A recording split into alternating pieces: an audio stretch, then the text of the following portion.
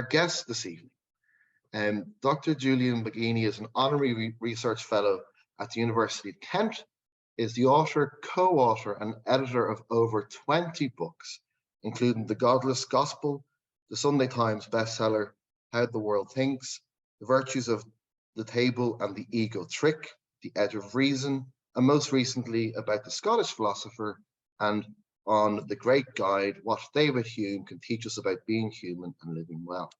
He was the founding editor of the Philosophers Magazine. He has written for numerous newspapers and magazines, as well as for think tanks such as the Institute of Public Policy Research, Demos, and Counterpoint. He has served as academic director of the Royal Institute of Philosophy and has been a member of the Food Ethics Council since 2016. As I said, we are honoured and privileged to see Julian back with a HAI audience, albeit in virtual mode, as last time our group saw him was at a humanist summer school in Carlingford get-together, where he remembers the event and gathering and people fondly, but not so much the sandwiches on offer. Something I promised him I will personally check on if we're lucky to have him come and visit our shores again in person. And to this evening, Julian will talk on his newest book, How to Think Like a Philosopher, which is quite simply a revelatory exploration of the methods, tenets, and attitudes of thought that guide philosophy and how they can be applied to our own lives, and to show us a way perhaps to a more humane, balanced, and rational approach to thinking, to politics, and to life. We look forward to a wonderful presentation, and hello to, hopefully somewhere on the screen, indeed, Julian, how are you?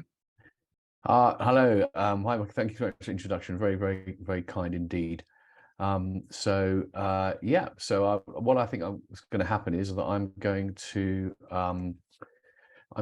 give a talk for a little bit. I'll just give some preliminary thoughts and throw some things out there, and then I'll take some questions from a bit of Q&A from Michael, and then we'll have it from you. You'll have the opportunity to ask questions as well. I'll put up some slides just because you don't want to look at me for an hour. Let's see if we can look at something else instead for a bit briefly. So here we go. Right. So hopefully you can now see a slide or two. So what we've got here is the latest book is called How to Think Like a Philosopher. And I did want the original title to be And When Not To, because I think one of the things that I think is important for good thinking is actually a certain degree of modesty and humility. And I think that when you don't have that, you go astray. Even the smartest people, when they know they're smart, can often get overconfident and overreach. And philosophy is, of course, the discipline where pure thinking is perhaps most evident. It's most obvious. There isn't really anything else to go on. I mean, what's interesting is that most other disciplines will have they've got their data, they've got their experiments, they've got their observations, they have their kind of special methods. But in philosophy, really, you're just thrown back on thinking, and obviously you have to stay within the facts. But the kind of facts philosophers will deal with are only the kind of ordinary facts that are available to everyone. They're not sort of specialist pieces of knowledge that you'd only get if you were an expert in a field. So the philosophers in that way are the people for whom thinking is the most important skill. That doesn't mean they're always the best at it. And it also doesn't mean necessarily that the way in which they think about philosophy is always the best way to think about other things. And we may see some examples of that. So I'm also interested in when not to think like a philosopher. But just to sort of like set out the stall, I feel a bit bad about this book in a way. After I did the first event about it, and I'm aware of the fact that there is a kind of, it's called How to Think Like a Philosopher, and of course, the how-to books and how-to videos and how-to TED Talks are very popular these days. And I think that nowadays, what we're looking for with these things are, in the modern parlance, we call them hacks. We're looking for the things that will give us those shortcuts, those ways that can save us effort and can save us time. efficiency hacks, is time management hacks, fitness hacks, things you can do in 20 minutes that will give you all the benefits of an hour's normal exercise. Diet hacks, the one thing you can change that will bring you to health and happiness, where you don't have to actually bother changing the way you eat for the rest of the time. And I definitely, that's not what I'm proposing at all. In fact, I want to hack the hacks, as it were. Hack in the sense of hack with a axe. We want to axe them out. So what we want to do is realize the fact that actually thinking well is difficult, and we've got to not hide from that. So we should be aware that cognitive shortcuts are going to be problematic, and we want to erect kind of speed bumps, if you like. So I think one of the most important ways in which to think better is simply to take our time and not be rushed. We jump to conclusions. I think someone's got a mic open, so if you make sure you're all muted whilst we hear strange clatterings in the background. So jumping to conclusions. I think at the end of the book I say, if you want to kind of sum up the message in its simplest form, stripping away all the detail and nuance of the book, it's don't jump to conclusions. Rather crawl to them very slowly on your hands and knees, because it's taking time. We really need to take time in order to think well. So I'm not actually offering a promise of instant enlightenment. I'm certainly not promising that we can think like the best philosophers. I'm not claiming I'm one of the best philosophers. But let's be honest, often the very best people are not the best people to tell us how they do what they do. It just comes naturally to them. The best person to teach you tennis is probably not the world's greatest tennis player, because too much of what they do just comes naturally. And I think briefly what qualifies me to write this book is simply that I spent my whole life in philosophy, and I've interviewed a lot of philosophers. I've read a lot of philosophy. So it's that kind of proximity to it which I think qualifies me to write the book, not any claim that I am a fantastic philosopher. But what is it then? So let's get a bit more detail, because I'm sure what you want to know some things about how actually to think better. And so far I've said take your time and don't jump to conclusions. These are two clear things. Well, one thing is, when you hear from philosophers about how to think, or you read about philosophical method, I think you often hear a lot about logic, deduction, induction, valid, invalid arguments, unsound arguments, fallacies to avoid, contradictions to avoid. And so it could seem like it's a bit technical. It can seem a bit like it's a bit like maths. Logic is very much like mathematics, actually. It's about, it's like a sausage machine. You put in your premises, your truths you start with, you churn the logic machine, and you generate these conclusions. And if your logic machine is working correctly, you get true conclusions out. But I think that actually we can overstate the extent to which thinking well is about the mechanics. I think what's been missing in most of the discourse around good thinking, and this probably also includes popular smart thinking book, is a focus on what might call the virtues. Now, Bernard Williams, I don't know if anyone knows Bernard Williams, he was one of the finest British philosophers of the 20th century, I think, a very subtle thinker. And he asked this question in his last book: granted, there are methods of inquiry that are truth acquiring, but what are the qualities of people who can be expected to use such methods reliably? So he's kind of asking this question, that there are methods of inquiry, and in a sense, we all know what they are. That's one of the interesting sort of things you might say, that the basics of reasoning aren't actually difficult to spell out. But what makes the difference between the people who can reliably use these methods and those that can't? And the short answer is that a lot of it is to do with character. Now, by character, I don't mean personality, right? These are two different things. Your personality is something which I think most psychologists would suggest the core of your personality is something you're born with. You're introverted, extroverted, whatever it might be. Character is different. Character is like your moral character. That's something you develop over your life. So it's not a personality trait whether you're honest or dishonest. It's something that you can learn to be, or you can learn not to be. You can be socialized or habituated into being it or not being. And the same goes for other these ethical virtues. And there are certain virtues which are important for the pursuit of truth and to reason well. Bernard Williams talked about this in his last book, which was called Truth and Truthfulness. And he simplifies it a great deal for us rather helpfully by saying that there are two cardinal virtues of truth, and these are sincerity and accuracy. So if you take sincerity first, if you want to be a good thinker, you have to approach your thinking with that pure, sincere intent. You want to understand the way things are, and that is your determined focus. You're not trying to defend your existing view or attack someone else's view or whatever it might be, or find the view which is most convenient, avoid views which are inconvenient. You'll simply have this sincere desire to pursue the truth and get to what it is. Now, if people approach their thinking with that absolute sincerity, that is and if they have a modicum of intelligence, if they're reasonably intelligent people, then they are likely to arrive at, more often than not, truthful conclusions. Because the point is, it's not as easy to do that as it might seem. We're all of us motivated by things around self-interest to not be sincere in our thinking, right? We have confirmation biases. Lots of these, psychology has identified a lot of these things. Interestingly enough, though, a lot of them are perhaps not quite as new as they might seem.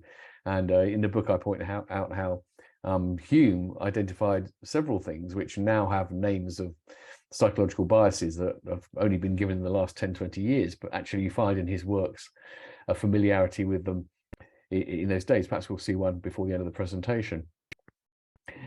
So it's actually a difficult job. It's difficult to approach things with absolute sincerity. For example, this is a humanist group, so maybe not everyone in the room is a humanist, and people may be more or less committed in how attached they are to their humanism. But humanists can sometimes find it quite difficult to look at views which might appear to be in contrast or in conflict to their own, and approach them honestly. What about studies which would suggest that religious people are more ethical than atheists? Actually, I don't think any of these studies do add up, don't get me wrong. But when you approach that, the problem is that what one automatically wants to do is find out why it is wrong. One's looking to prove it wrong. One's not looking to assess it and to see whether it might be right or not. One's looking to see if it's right or wrong. Sincerity requires having a certain courage, if you like, intellectual courage, which is another virtue, which is not to be afraid of things that go against what you already believe. First of all, if you're wrong, you should want to know that you're wrong. It's better to change your mind and abandon a wrong view than it is to stick stubbornly with a wrong view. But also, I think, as a matter of fact, it often happens that when you think about things thoroughly and properly, it turns out a lot of things that might at first sight seem threatening are not threatening. So, for example, I don't find it threatening at all. If there were studies which show that on average religious people were more ethical, behaved morally better than atheists, it would be disappointing because I would like to think that this didn't happen, but it wouldn't change my views. I don't mind my non-belief in God, my disbelief in God is not based on the premise that disbelief in God is going to make people into better human beings. I hope it will, and I know that we can be better, but I don't think it's inevitable. So if it turns out that, as a matter of fact, not believing in God on average leads people to be less ethical, that's just a disappointing fact. It's not something that should threaten anything fundamental about me. And of course, I'd also like to think that, if there were damn good reasons to believe in something like a theist God, I would take them seriously. Haven't come across any yet, and I'm getting on, but there is still time. So sincerity is difficult to put into practice. The second virtue he talks about is accuracy, and that just means really taking the time to get the facts right. Because a lot of the time the problem is we may reason in sincerity, and we may reason very well, but if we're not starting from true facts, if we're not getting things right about people, then we don't stand any real chance of getting to the right conclusions. And again, accuracy, it may seem easy, well, always try and be accurate, but it's more, in practice, I think it is very difficult. I am often dismayed by how often people who I know are intelligent, and often they may even be academics, will repost something on social media, having not checked it out. And what they're reposting actually isn't true. It's so easy to do. It's also, there's something known as a principle of charity, which I very much endorse, which is that if you're going to argue against a position, you ought to argue against the best version of that position.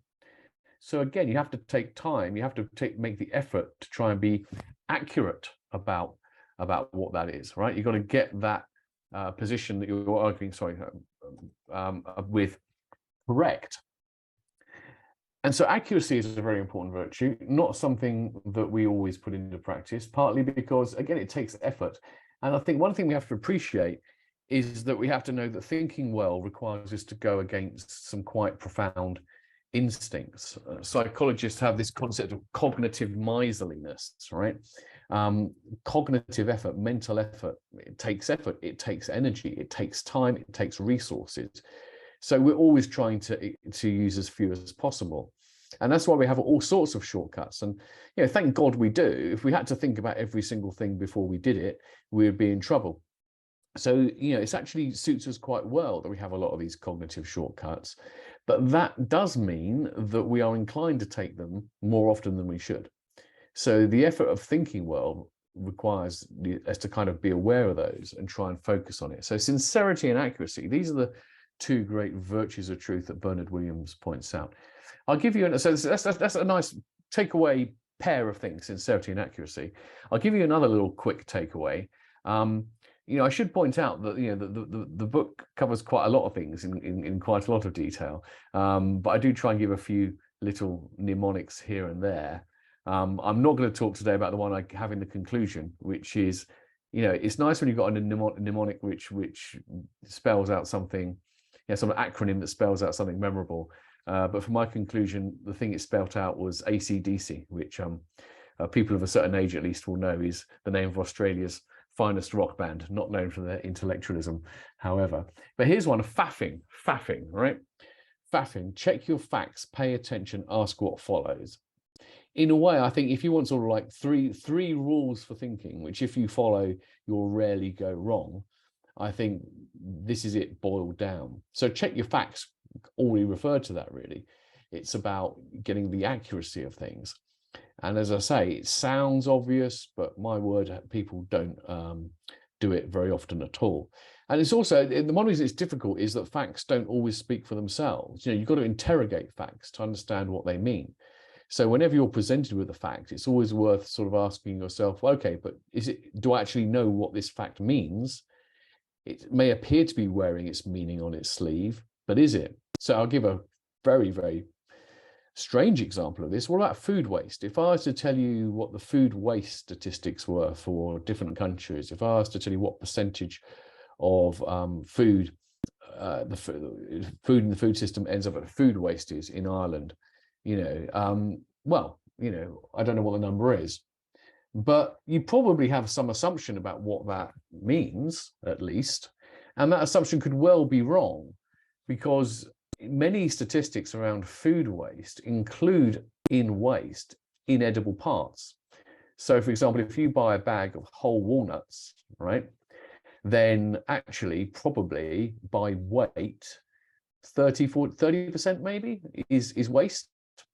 But I mean, that's unavoidable waste. That's not what you'd think of as waste. That's because no one eats the shells of walnuts. I know that these days people have got very ingenious at finding uses for almost all parts of a plant or an animal. But I think I'd be hard pressed to find something you could do in your kitchen with walnut shells. That's food waste according to a lot of statistics. So even when you've got a straightforward fact like this is the amount of food waste, unless you're in the habit of checking not just whether that's true, but what it means, you could be led seriously astray. And I think we can probably find, maybe people can put in the chat even examples of other facts which are not quite what they seem. Perfectly accurate, but not what they seem, and therefore misleading. The second thing is pay attention. And actually in the book, I say paying attention is the #1 rule of good thinking, which might be surprising because it's nothing to do with the process. It's not to do with drawing conclusions or anything like that. Paying attention seems rather simple and straightforward.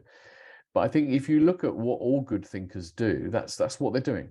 They're paying really close attention because everything else follows from that. I mean, what I've just said about facts, if you're paying close attention, that's exactly the kind of thing you're going to spot. You're going to go, okay, interesting, food waste. What does that mean? And then you look into it, you see what it means. Paying attention is also important to try and to understand what is most significant in whatever issue it is you're talking about. I think that there are lots of attention hijackers in our society, and people are always looking to hijack our attention.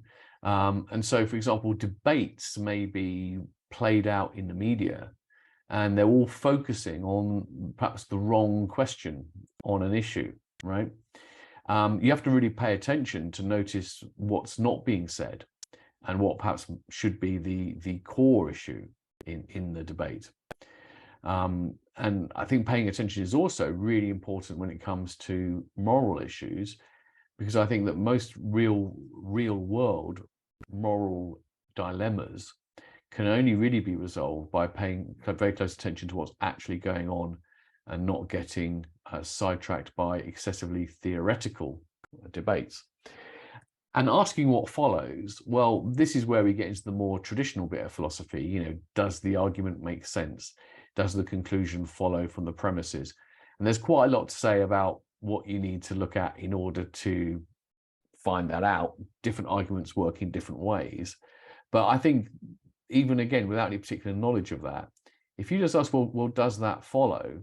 Then you've got some interesting, you can therefore spot a lot of things. So for example, a very common thing to check by does that follow is if you get some studies, for example, which suggest that, well, for example, some studies have suggested that for every unit of alcohol you drink above 0, you increase your risk of certain cancers, right? For those of you who like the occasional tipple, that doesn't sound very good, because a lot of people reporting on that will say, well, so therefore there is no such thing as a safe level of alcohol, unfortunately, because everything you have increases your risk of particular cancers. But stop and think, does that follow? Does it follow that because these risks are increased, there's no such thing as a safe level? Only in a definition of safe level, which is very, very weird in the sense that nothing is safe. Because, of course, what you really want to know is not whether drinking more alcohol increases your risk of a specific number of conditions. It's whether or not it increases your risk of death and illness overall, considering those things.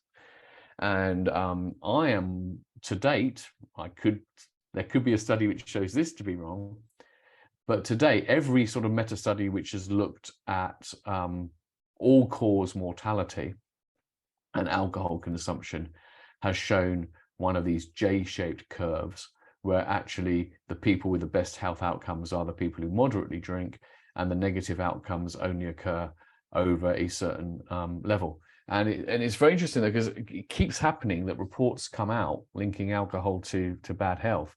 And every time I've checked the facts, paid attention, and see if it follows, I found that it's doing something which is not looking at that all-cause mortality. A recent one, for example, got a lot of news, and it was based on a model, and the model was based around looking at a limited number of medical conditions. It was not looking at all-cause mortality.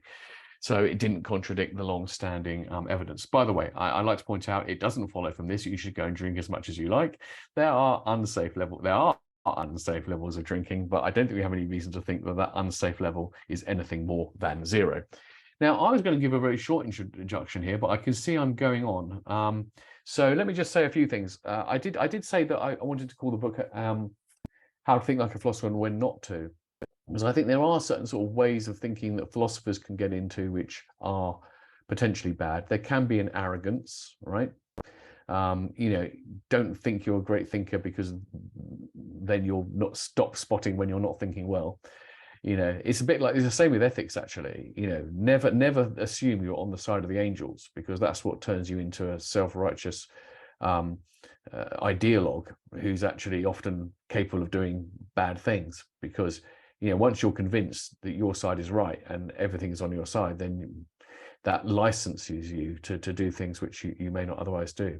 Skeptical posturing, I mean, this is more of a vice of people who get into philosophy. When you get into philosophy, you very quickly discover that it's very easy to show that there's no certainty, that people are overconfident, and go, so, well, how do you know? How do you know? How do you know? And that's great fun, but that's just skeptical posturing, right? Lack of certainty is something we have to live with, something else I talk about in the book. Following an argument wherever it leads, even off a cliff. You know, some philosophers get so kind of wrapped up in their ability to construct clever arguments that they will accept what their clever arguments tell them, even if the conclusion seems manifestly absurd. One such argument I came across recently is that it's better to eat factory farmed animals and pay a certain amount of money each year to save the lives of other animals than it is to just not eat animals who've been reared in that way in the first place. Narrowness is another thing, because the point is philosophy is only one way of thinking. And one thing I talk about in the book is the need to draw upon a wide range of tools and disciplines, right? So thinking in ways which, you know, don't just rely on philosophical ways of thinking, pay attention to science, psychology, history, literature even. Sometimes, though, in the contemporary world, philosophy has become quite narrow, and therefore also sometimes become scholastic, meaning it's basically just discussing debates which are only of interest to other scholars and not those of the real world. So we don't want to do that. And here's David Hume again. I do like David Hume, who is telling us why it is that philosophy can lead us astray. He says the passion for philosophy may only serve by imprudent management to foster a predominant inclination and push the mind with more determined resolution towards that side which already draws too much by the bias and propensity of the natural temper.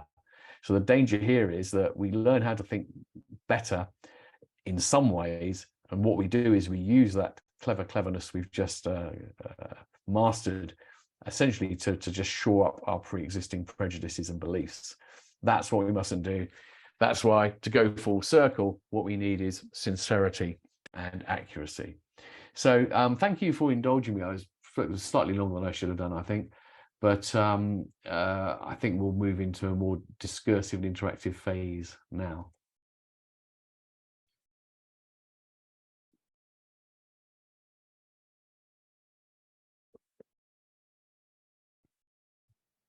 Oh, you're muted, I think. Sorry. Thanks for that. One of the things you talk about in the book is we have a lot of folly in the world today, where the fringes are becoming more to the fore. And you want to look at, you know, a way of finding clarity with the crooked thinking that is out there. Can you elaborate a little bit on that? Well, I think that I was in two minds about making that point, because I think that one thing I kind of said, I wanted to be accurate. My publisher, I think, wanted to be able to say, you know, look, we need this book now because we live in particularly irrational times. And actually, in my introduction, I talk about the fact that it sometimes seems like we've kind of lost our reason. But I also say, I have the book here, that, you know, the cognoscenti have always been tempted to declare their own age to be one of exceptional decadence or irrationality. But philosophers are well placed to see that failures of reason are permanent and legion. So I say, you know, this is, in a sense, this is me replying to my editor, but also to the reader. There is indeed an urgent need to think better right now, but only because it is always necessary to think better, and it is always now, right? So I don't know whether, on balance, we live at a time where there's more irrationality than not. I think one tends to notice the ways in which we've become more irrational and not notice the ways in which we've become more rational. I mean, you know, the power of reason is what led us to these incredibly fast development of vaccines in response to COVID-19. People have learned from certain lessons from the past. So I'm not sure about that. So really, I don't want to kind of get into any kind of debate about whether we're more or less rational than the past. The point is there is a lot of irrationality out there, as there always has been, and so it's a constant constant obligation to try and sort it out. Because otherwise we're just led into down false alleyways, and we do the wrong things when we get things wrong. There's a moral obligation here. This isn't a kind of an intellectual kind of nicety to say, oh, let's all reason better because reasoning is good, isn't it? If you don't reason well, then what happens? You end up believing things you shouldn't believe. You end up following people you shouldn't follow, and you end up doing things you shouldn't do, and these things have consequences. So it's an ethical imperative to think better. It's not just an intellectual optional extra.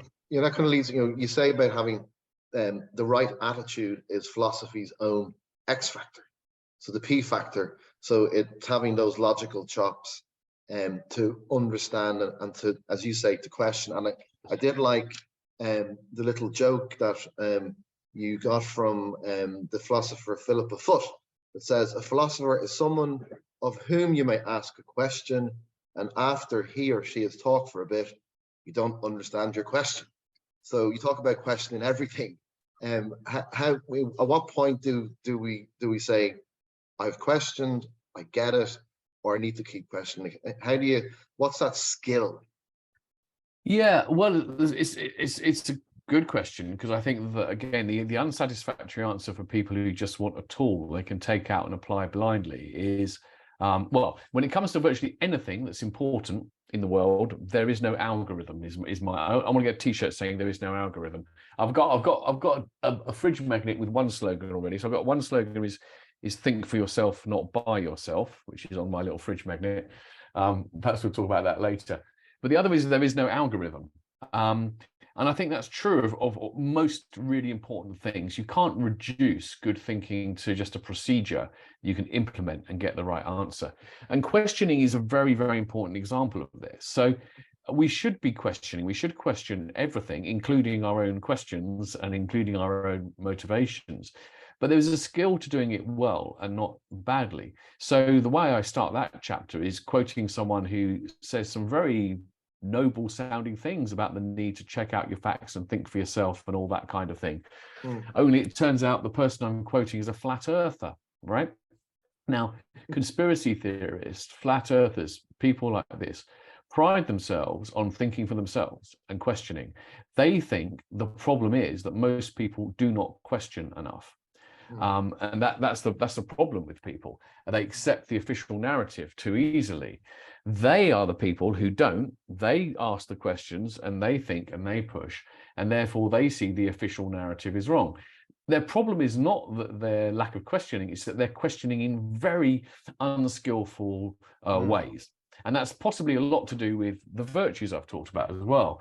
For a lot of these people, they have a psychological motivation to believe a certain thing, to sort of reject the mainstream narrative, and they're clever enough to be able to come up with rationales to do that. Yeah, and so, as you said, it's you look at when we're searching, questioning. People may often look at searching for faults and flaws, but they should also have a little look at the strengths and the benefits, right, of what they're actually questioning. Yeah. So trying to find that positivity. So I'm going to see if we've anybody who'd like to ask a question and open it to our wonderful audience. Are we going to use the word? Do you use the raise hand thing? So I find that raise hand is the simplest way. Once a person there's the raise hand button. It's amazing how people don't know it's raised. There. But you raise hand and your hand goes up. It's great. Yeah. You have to physically wave because that's no good. We can't see. It's a basic click the raise hand function on everybody's screen, and I will identify that. So do we have anybody who'd like to say hi?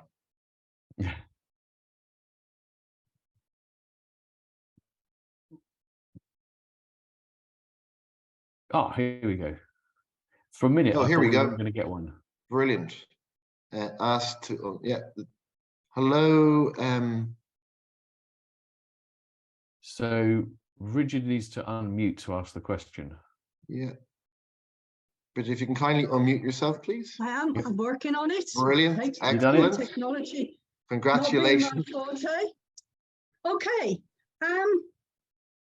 The practicalities of philosophy.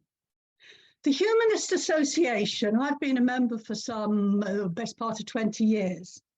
And I have seen a really nasty and vicious split between us and Atheist Ireland. And there's also stuff going on between free thinkers and humanists. And there's also an awful lot of aggravation and splits within the Humanist Association, which is at best depressing. So I want you to solve our problems for us. I want you to tell us, it's not a big ask, you're a qualified man.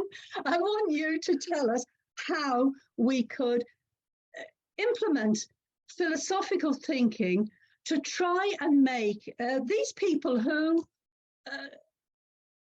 in essence, all I like to think would have the same motivation and would be working toward the same aims. How can we work out how to get rid of all these little egocentric, well, what I consider egocentric and niggly bits, and look to the bigger picture?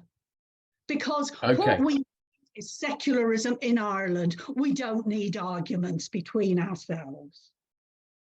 Well, look, thank you for the question. Now, I'm obviously not going to address specifically the issues of the Human Association, around which I know none, but I know that such fissures are very, very typical. This has kind of happened in Scotland, and in Scotland it's happened a lot because it's a bit depressing really, but I think part of the story there is that in Scotland humanist weddings became legally recognized as religious weddings are, which meant that was initially a huge boon, because now there was sort of money to be made by the humanist associations offering officiation rights.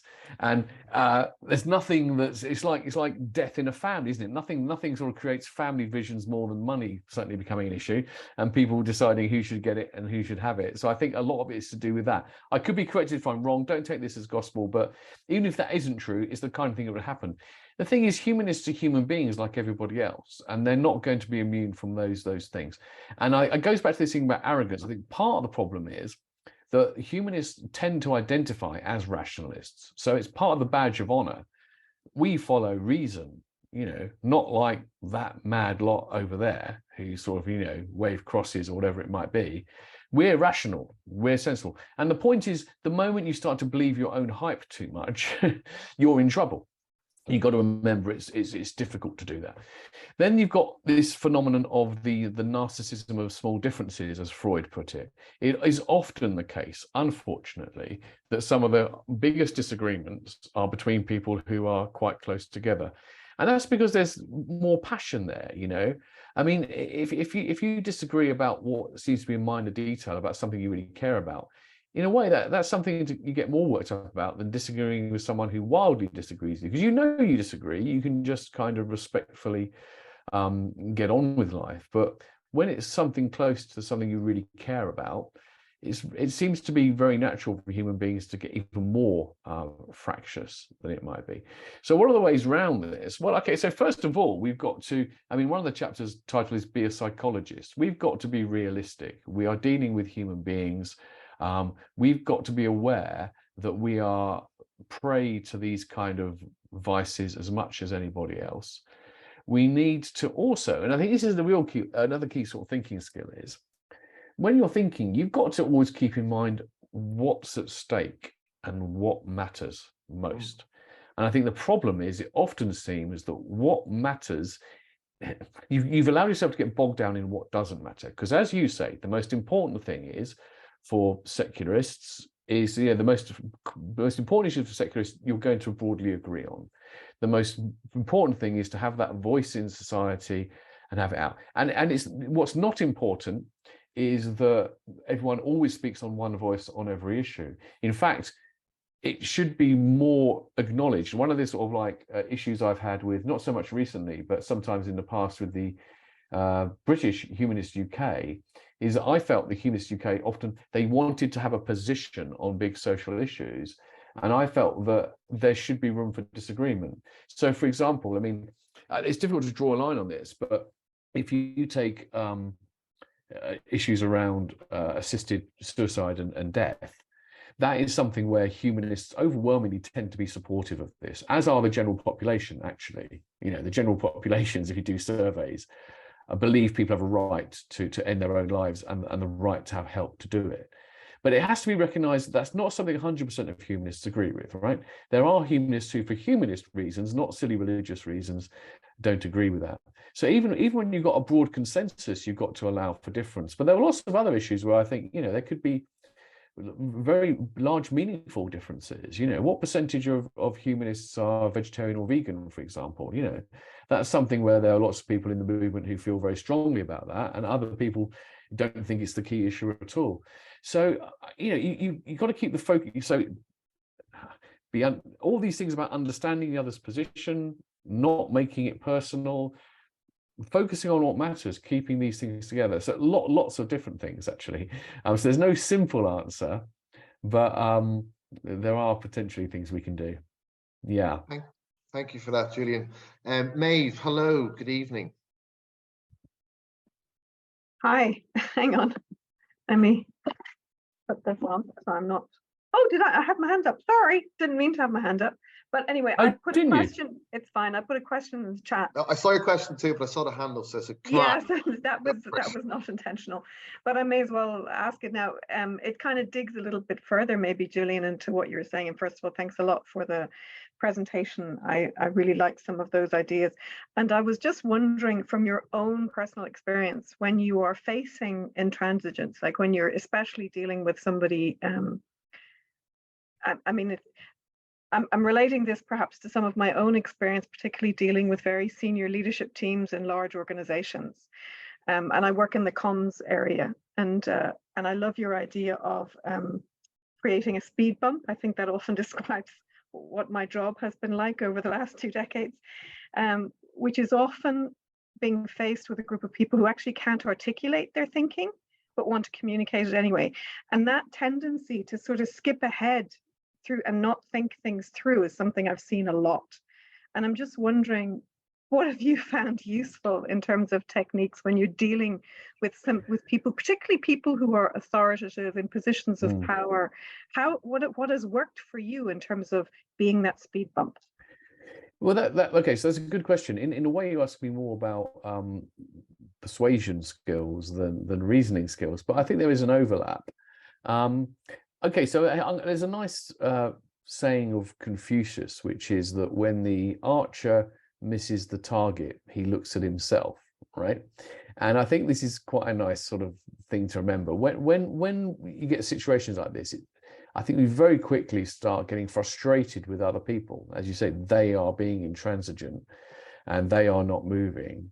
And one thinks, how can I shift them? And that can often lead us into an unhelpful kind of dynamic where we are seen by them as that's what we're trying to do. We're trying to push them, persuade them, cajole them, and it enters into that antagonistic dynamic. So I think this is this thing about principle of charity and what you might call cognitive empathy. People talk about empathy a lot on the emotional side, understanding how people feel, but it's asking, how are people thinking? And so if I come across intransigence, and I probably don't do this enough, by the way, or it seems that someone is just wrong, I probably have the natural tendency to put them straight. Yeah, you're wrong, I'll put you straight. It's often counterproductive. Sometimes it works, but often it doesn't. And so instead, you've got to step back and think, well, I've got to understand better why they're thinking, they're thinking. And I've also got to try and get them to see that my questions are not a threat to them. Because again, it's a threat. This is where psychology comes in. If people feel they're being threatened by your arguments, then they're going to put the defenses up. So I had an interesting discussion on this recently. I'll give you a little example. I'm not sure if anything changed at the end of it. It's not exactly about intransigence, but I played tennis. At the club I play tennis, there is somebody there who has been a real COVID skeptic about the power of the disease, vaccines, etc., hasn't been vaccinated themselves. They're a GP, by the way, which is a bit disturbing, very unusual. And it was kind of a taboo topic for a long time. But a while back, I had the opportunity to talk with them a bit. And, I just tried to take the time to try and, dig a little bit deeper about why they thought what they did. And part of then my response to that was to be able to acknowledge what the legitimate and understandable reasons they had, but to question some other ones. So my point was, this is someone who in their life is of the belief that they've often found the mainstream views to be wrong. They're questioning of authority. They kind of also do believe that too much of the world is being driven by the interests of coercive governments and big businesses. And you're going to say, well, okay, I can. You know what? That's all true. And it may also be the case. It may also be the case that COVID perhaps wasn't quite as deadly as some people were claiming early on. But still, you can believe all of that, and that's compatible with thinking it's something real. Its harms were serious, and the vaccines are not a conspiracy. So I'm not saying at the end of the day he was converted, but we got more understanding because I approached it from that point of view. And I'm giving that as an example. Unfortunately, I probably don't do that myself enough. I probably go in too much just trying to persuade people they're wrong. It's not a good idea, is it? Yeah, and you say in the book about following the facts, about looking at the empirical evidence, but obviously, how defined is that empirical evidence? So it's just being able to see the different sides to that. I've a few comments have come in. Julian, I'm going to read them out and see. So we've had from Patrick Cassidy, we take your point of constant irrationality throughout humanity, but I would argue that the dangers of irrationality are more perilous than ever in human history. Existential risk of climate change, loss of biodiversity, etc. Any comments on that? Well, I think it may be the case that the consequences of irrationality, the potential consequences of irrationality, are much more serious than they've ever been in the past. That's a separate question of whether the irrationality itself is more irrational. I think if you look at how do you compare the irrationality of the Spanish Inquisition compared to the irrationality of not doing enough to combat climate change? In some ways, there are more reasons to be skeptical of climate change than there are to believe that people should be burnt to death for having heretical beliefs, right? I think the Spanish Inquisition is more irrational than climate change denial, but it's not as dangerous because it doesn't threaten the entire planet. So I think it may well be the case that irrationality poses a particularly an especially large threat to us today because of the potential consequences. It doesn't necessarily mean the irrationality itself is greater, right? So maybe we're agreeing, and maybe it was misunderstood that I was trying to make a point about the consequences, which was not the case. We have another hand. I'm surprised to see not more hands actually, yeah. but actually just quickly, another one around. I didn't think the Irish were a shy lot, particularly. Yeah, well, Irish it depends humanists. on the even. Just about in your book, you talk about clarity, seeking clarity, not certainty. Can you elaborate on that? Yeah, okay. And as I say, I can see Mark's got a hand up, so we'll perhaps come to Mark soon. Brilliant, yeah. Yeah, clarity and certainty. Well, these are two different kind of objectives. I mean, sometimes you can achieve the two together. Sometimes they come as a package, but often they don't. And I think that if you look at a lot of the philosophers in history, you can divide philosophers up in more than one way. People talk about empiricists, rationalists, etc., etc. I think one of the most interesting ways to divide them up is between the clarity seekers and the certainty seekers.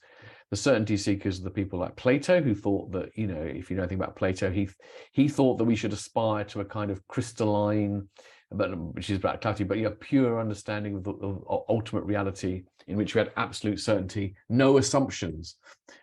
So there's this idea of it's not the ladder. Oh my God, I've forgotten the term now. In theory of the forms, you ascend these levels of understanding, and the top level is no assumptions, absolute certainty. Descartes was looking for certainty when he kind of thought, I'm going to question everything that could be doubted and only be left with what is certain.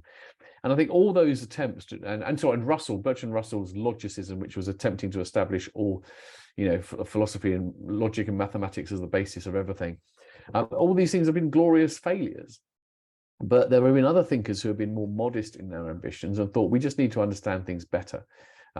So I think, you know, there's a slogan of this in the Western tradition. Let's go back to Aristotle, who said famously, and again, this is another, it should be on one of my t-shirts, so I say this all the time, it is the mark of the trained mind never to expect more certainty than the subject matter allows. So Aristotle recognized that, yes, you can have certainty in mathematics, you can't have certainty in politics, you can't have certainty in ethics, you certainly can't have it in aesthetics and judgment of art. But I think that we get a long way by just understanding things better, getting a clearer picture of the way things are, and that includes having a clearer picture of arguments on both sides. So in the sense, this is to me the realistic goal we should be left with, because the alternative of looking for certainty just doesn't work. You just can't have certainty about anything significant. Great. Mark, good evening, and feel free to say hi and your question, please. Hi, thank you. Julian, when one's looking for a philosophy for life, is there a tendency for us to be rather, let's say, indulging in speciesism? Because we tend to seem to look at what's best for us as humans. Now, if we take our planet as a whole, it seems like we are presently one of the most destructive influences on it. And if you were trying to look at it from a point of view, what's best for the planet, you might say, well, the best thing we could do is kill about half of us off. I'm not advocating that. But what's your view on that? What should be the goal for living life right? Should it be from the perspective of what's best for us as humans, or for the planet, or what? Well, I think it's neither. It's something in between, I think, because I don't think it makes sense to talk about what's good for the planet in that general sense. So, you know, anyone, I don't know who's a fan of Hawkwind, you know, the great, in Hawkwind's recent live album, they had this saying, you know, people often say that we're killing the planet and the planet's going to be fine, it's us who are screwed. I'm paraphrasing slightly. That is true. People talk about Gaia. The planet has been through all sorts of changes over the years. It's been through ice ages, mass extinctions, etc., etc. The planet will be fine. What won't be fine is us. But this is where it's not, shouldn't be just entirely human-centric, other sentient life as well, right? Now, it seems to me there's a real issue, which we haven't got time to go into here, about what the right attitude should be to sentient life. Because the fact of the matter is that having gone from a view where perhaps people thought that human beings were the only properly conscious things on the planet, I think it's becoming increasingly obvious that sentience at some level is absolutely ubiquitous. I think the most recent plausible candidate I came across for sentient life was mosquitoes or something. So it's the idea that mosquitoes have some kind of sentience. And, you know, if we're going to have, how do you respond to that? I don't think the way to respond to that is to think that it's a tragedy every time anything sentient is killed. Sentience comes in degrees. And so while it's always bad to cause serious suffering to any kind of sentient life, if one had the attitude that all sentient death was appalling, then a billion tragedies are unfolding every second, and we live in hell, basically. So I think we need to take into account other sentient life, particularly the more sophisticated forms of sentient life. Exactly how much and how you weight it is a bigger issue for another day. but I don't think we can just talk about the health of the planet in a way it makes sense. You know, I mean, if all the trees in Ireland were uprooted tomorrow, nothing would suffer other than the sentient life which depends upon them. You know, nature would be all right, and you know, the plants wouldn't be suffering. So it's got to be anchored in sentience. But it's such a big and difficult question to decide. Okay, having acknowledged that we're not the only sentient creatures on the planet, how much and how do we take to account of others? That would be a separate session, perhaps even a separate speaker. I'm sure you maybe have discussed this before. If you haven't, Mark, if you're free next month, we might look. Thank you. I'll leave it to the expert. I'll make note of your name, because I like the flow of that question. So thank you very much. And so I'm going to move across to Hugh again. Thank you, Mark, so much for taking. Hugh, good evening, and your question. And good evening. How are you? Feedback and commentary, please. Yeah, Julian, thank you very much for so far for what you've given us. A quote I read some years ago was that it's impossible to change in the mind, by reason, in the mind of somebody, something that hasn't been put there by reason. So that's, I'd like to know what you think about that. But also, I was wondering, was the vote on Brexit, the people who voted for Brexit, was it part of this problem? Yeah, well, actually, it's part of the problem in more than one way. So that I don't know exactly what that quote is originally about. It's impossible to remove from reason what was not there from reason. Depending on how what was not there by reason. Yeah, I mean, depending on exactly the wording of that, one could take that to be totally false, in the sense that there are things one just believes because one has been believed all one's life, and when it's pointed out that it's false and one's given the reasons for it, one goes, oh, well, who would have thought? Thank you. And you give up that view, right? Okay. So, you know, you grow up in a culture where everyone tells you fat is bad for your health. And it's not implanted there by reason. You've just taken it on as an assumption. And then you read something which tells you it's simply not true, that we need fat, and the major culprit is refined sugars and processed food. You go, oh, okay, I changed my mind. So it's not, can't quite mean that in that simple way. I think the more interesting perhaps cases are where it's what is rooting the belief. It's not what caused it or where it came from. What's rooting and grounding the belief is not reason, it's something else. Can that be dislodged by reason? And I think the answer there is often no, or at least not directly. So, for example, this is one issue people have with belief in God. There are a lot of people whose belief in God is not rooted in reason, not because they're stupid people. It's because they know it's not rooted in reason. They think it's rooted in experience, religious experience. So people say, just as ultimately your belief in the external world is the result of the fact that you open your eyes and it's there, you walk into a chair, you hurt yourself, it's kind of a brute fact. You don't have to argue for it, it's there. In the same way, I have experienced the love of Jesus in my heart, whatever it might be, and that is as real to me as anything else in the world. Now, if you're arguing with an experience like that, you know, reason probably not going to be very effective at all. And if it is going to be effective, it's got to come in very, very sideways. You've got to kind of give people the reasons for doubting an experience which seems to them to be very, very, very strong.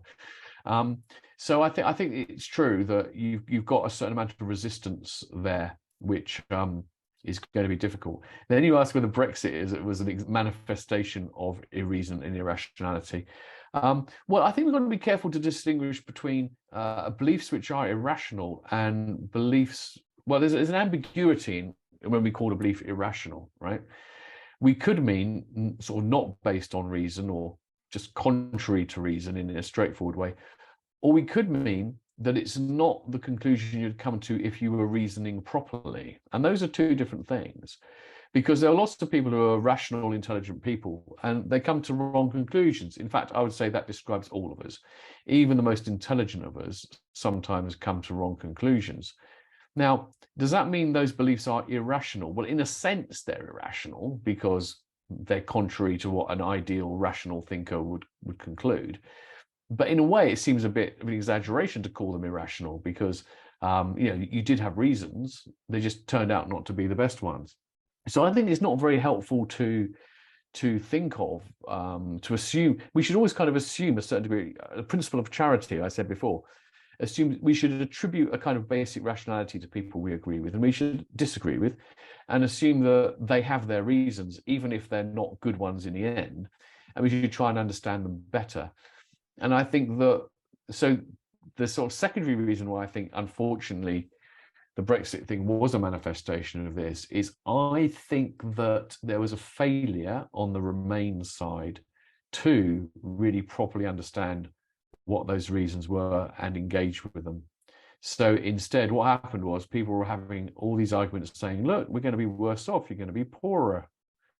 And those weren't the reasons people had for Brexit. Of course, they talked about, it's not that a lot of people did believe we'd be financially better off, but that wasn't the main one, actually. A lot of people were of the view that even if we were a little bit poorer, it would be worth it to take back control, to use those slogans. And people didn't engage with that.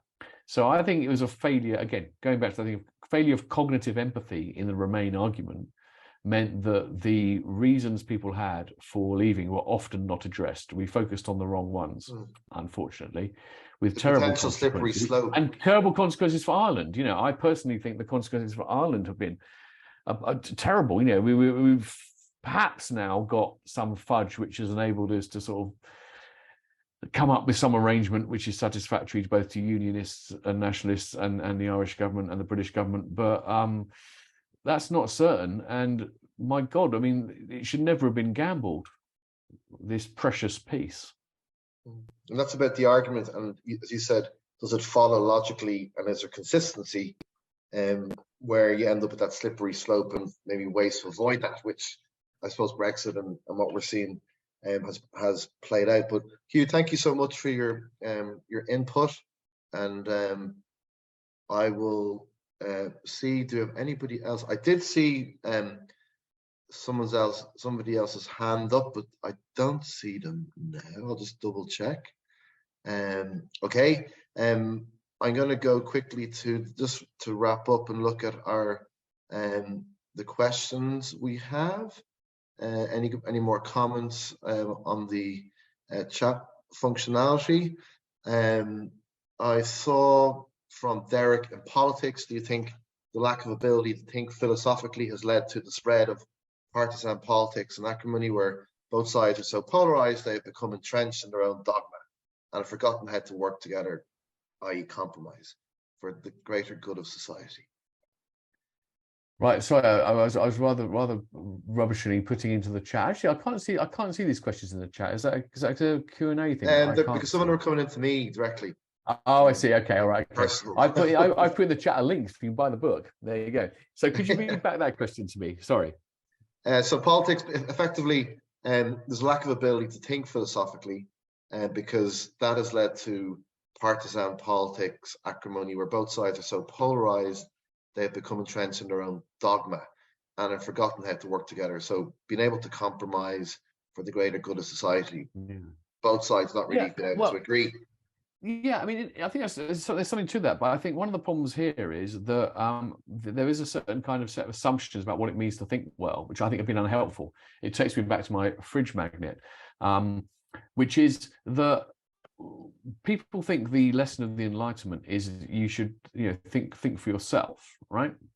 And also principles of individual liberty and autonomy and agency mean that the most important thing is your views. So everyone is entitled to their opinion, and this is put to be the main thing. So it's become I think it's kind of gone a bit too far, where the idea is that it's not just everyone's entitled to their opinion. It's just they're entitled to their opinion not to be challenged. They're entitled for their opinion to be respected, even if it's stupid, and they're not obliged. There comes with no obligation with that entitlement to present reasons or justifications. So I think in a way, part of the problem is that we've kind of been encouraged to think that our own views have some kind of sacred status. And therefore, if other people disagree with them, well, we're totally justified in just stamping our feet and not talking.